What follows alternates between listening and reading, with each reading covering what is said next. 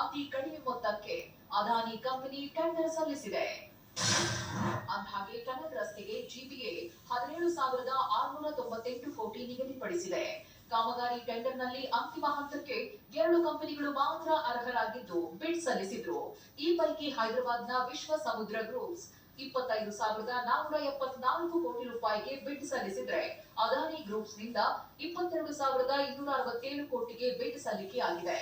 GBA ನಿಗದಿ ಮಾಡಿದ್ದಕ್ಕಿಂತ 24% ಹೆಚ್ಚಿನ ಮೊತ್ತಕ್ಕೆ ಬಿಡ್ ಸಲ್ಲಿಸಿದ್ರು ಪ್ರತಿಸ್ಪರ್ಧಿ ಕಂಪನಿಗಿಂತ ಕಡಿಮೆ ಮೊತ್ತವನ್ನ ಕೋಟ್ ಮಾಡಿದೆ.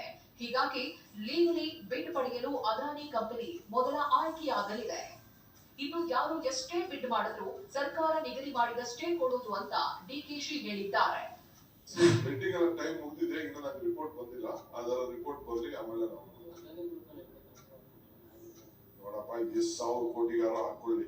ನಾವಂತೂ ಏನ್ ಮಾತು ಕೊಟ್ಟಿದೀವಿ ಅಷ್ಟ್ರ ಮೇಲೆ ನಾವು ₹1 ಕೊಡುದಿಲ್ಲ. ಅವ್ರು ಸ್ವಂತ ಹಾಕೊಂಡು ಮಾಡ್ಬೇಕು, ಅವ್ರ ಲೆಕ್ಕ. ಅದೆಲ್ಲ ನಾವು ಲೆಕ್ಕಕ್ಕೆ ಇಟ್ಕೊಳ್ಳಲ್ಲ.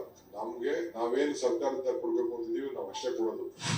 ಒಟ್ನಲ್ಲಿ ಸದಾ ಅದಾನಿ ಕುರಿತು ಟೀಕೆ ಮಾಡುವ ಕಾಂಗ್ರೆಸ್ ಈಗ ಅದಾನಿ ಗ್ರೂಪ್ಸ್ಗೆ ಟೆಂಡರ್ ಕೊಡುತ್ತಾ ಅಥವಾ ಟನಲ್ ರಸ್ತೆ ವಿರೋಧಿಸುತ್ತಿರುವ ಬಿಜೆಪಿ ಈಗ ಅದಾನಿ ಗ್ರೂಪ್ಸ್ ವಿರುದ್ಧ ಧ್ವನಿ ಎತ್ತುತ್ತಾ ಅನ್ನೋದೇ ಕುತೂಹಲ ಮೂಡಿಸಿದೆ.